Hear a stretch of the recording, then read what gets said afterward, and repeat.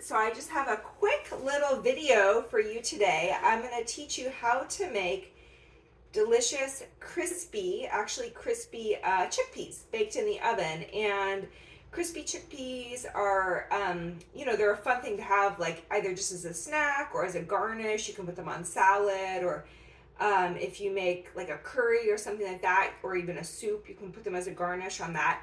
And they're actually super easy to make. I know maybe you've seen them in the store, but they're actually really easy to make. So I just wanted to do a quick little video here to talk you through how to do this. And I will put in written instructions linked out in the notes.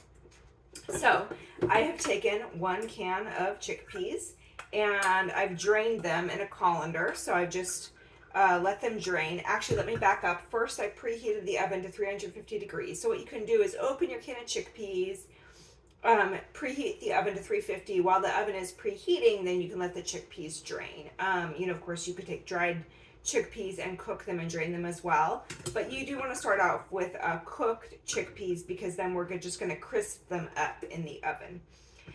So then from there, they have drained.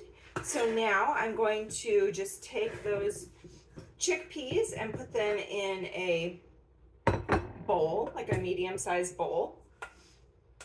Trying to get them nice and dry. And I am doing this batch of chickpeas actually without oil, rather. So you can make them oily or you can do them more dry.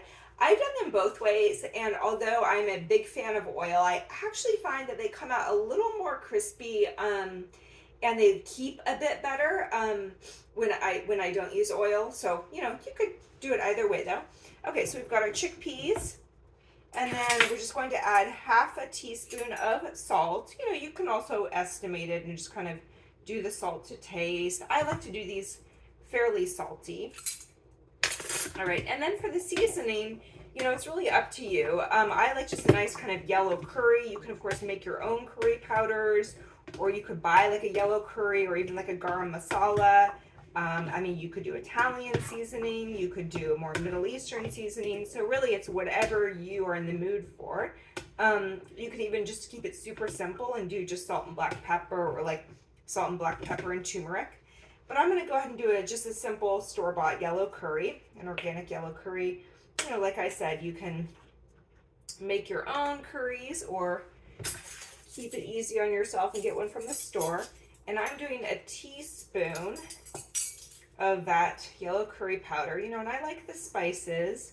So depending again on your comfort level with spices, if you've never done this before, you may want to start off with a little less, maybe just half a teaspoon, and then you can always, adjust later, even add some extra spice when they're ready, or next time do it a little more spicy. So those are so I'm stirring them now with a wooden spoon. These are pretty well coated with spice, so you can just see kind of what that looks like.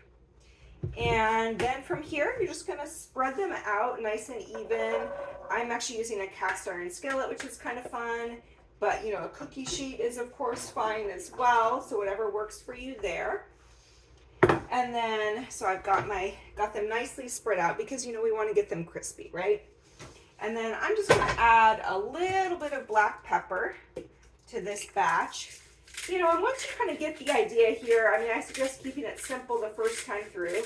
But once you get the idea, you can try different things. You could try a batch with oil. You could try doing something like adding some tamari or coconut aminos, or I don't know. I had this idea of maybe even a little bit of Parmesan cheese, like towards the end. So definitely play with it, but simple is good with these guys as well. All right, and then they go in the oven at 350 degrees. And then you're going to just let them sit. You don't really need to turn them over. Just let them be, because they're nicely spread out. And they will bake for about 40 to 50 minutes. You definitely want them like golden brown and crispy, but definitely be sure to check on them so that they don't burn.